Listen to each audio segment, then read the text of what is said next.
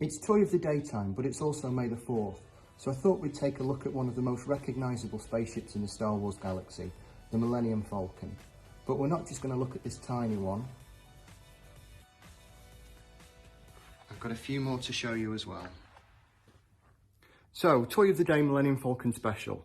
To be honest, I don't really know a lot about these two. This one's die cast, it's really heavy, it would hurt if it hit you in the head, but it's quite a cool, robust little toy. Detail's really good on it. This one must have had some kind of figures with it. The cabin opens up, and the back as well. Dare I say it's something like a Micro Machines or something like that? I'm probably way off. It's made by Hasbro anyway, but there you go, from 2002. The last one I think is a snap together kit or a glued kit, but again it's very cool. You've got Han and Chewie in the cockpit there. Detail's nice on it. It's very light, but I think it's a very cool thing again. And it looks good when you have them all displayed in a row. But the one I'm going to talk to you the most about is the next one, which I'm going to go and grab now. Oh, do you remember that? There's a lot of kids my age will remember this toy. There's a battery compartment in the side. I don't know if that works actually. I'll have to see if I can find some batteries for it. But I've not clipped the cockpit in properly as well because the plastic is breaking there and it's under tension having it in there, and I really don't want this to break because I love it so much. There's many hours of my childhood invested in this toy. Right, we're going to have a look at that more closely later on, but for now I'm going to go to the next one, which is the Agostini kit that I built.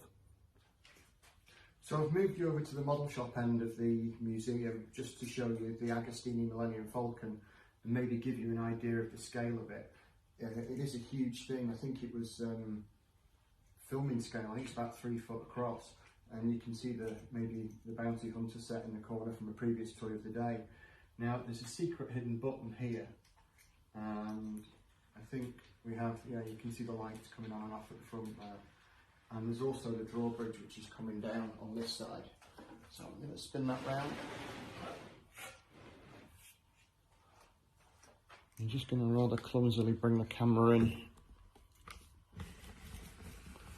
I'm sorry about the buzzing lights above. There we go. If I do that and spin this round.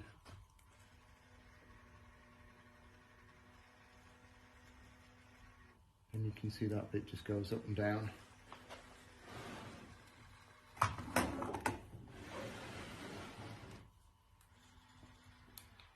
And also that's the lights at the back.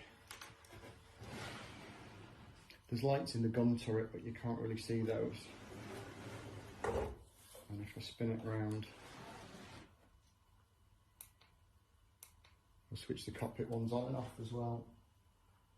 Now, is that drawbridge up? Yeah, drawbridge is up. Now, there is a little panel somewhere around here that lifts off.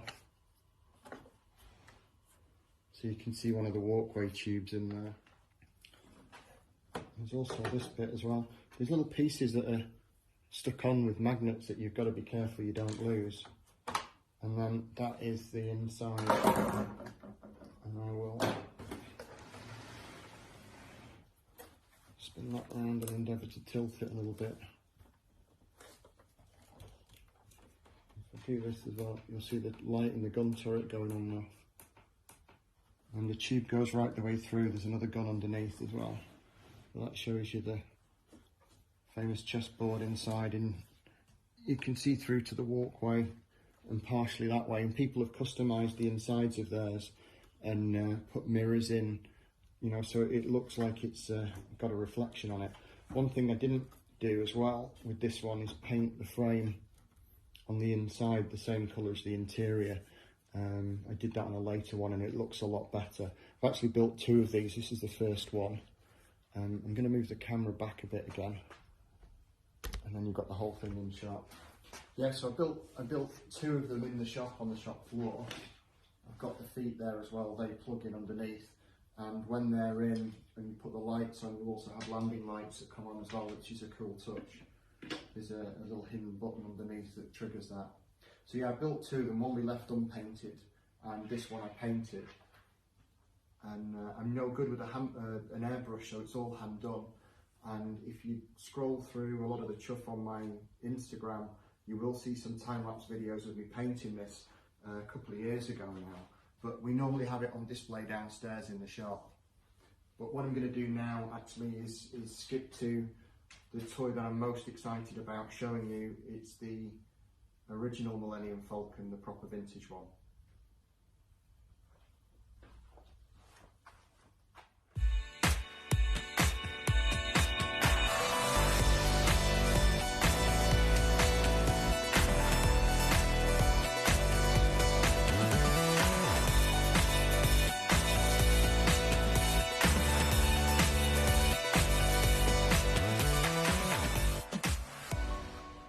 So here it is, the toy I've been most excited about looking at.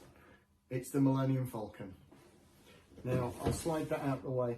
This box, I hadn't realised, is actually English on one side, and then not English on the other side, which I've never noticed before. And it's a Jedi one, and also Lando's got the wrong gun in his hand as well.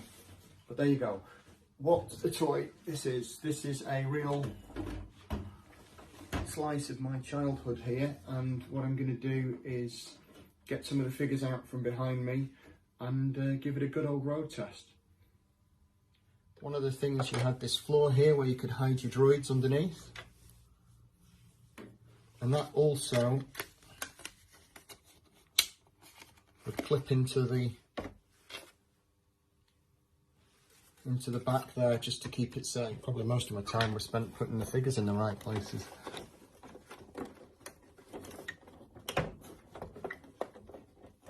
Well, you kind of get the idea anyway. So you could destroy some TIE fighters. You can have a game of hollow chests at the back there.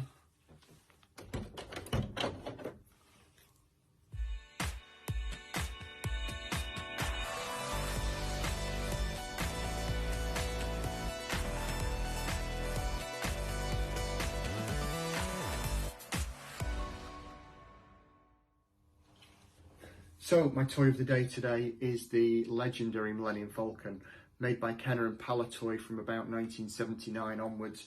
I've had a fantastic afternoon putting these figures out on display and moving them around. We've got them playing hollow chess there, threatening to rip C-3PO's arm out. Luke is doing a bit of training with his lightsaber. Princess Leia, I think, has fallen over drunk, and Han is flying. So pretty much business as usual in the Millennium Falcon.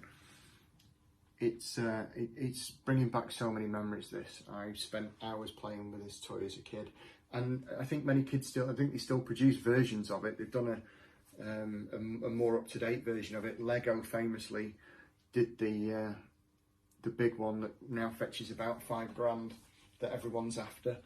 But it's such a cool toy, such a cool thing, and such a great film as well. And it, you know, really got the imagination going as a kid. Fabulous. So that is my toy of the day for today. I'm having too much fun, sorry. If you have any memories of the Millennium Falcon, if you'd like to share them in the comments below, then please do. I will be back tomorrow with another toy of the day, a slightly shorter one, business as usual. But I wanted to do something special for the Millennium Falcon, and because it's May the 4th, Star Wars Day. So that is my toy of the day. It's the Millennium Falcon.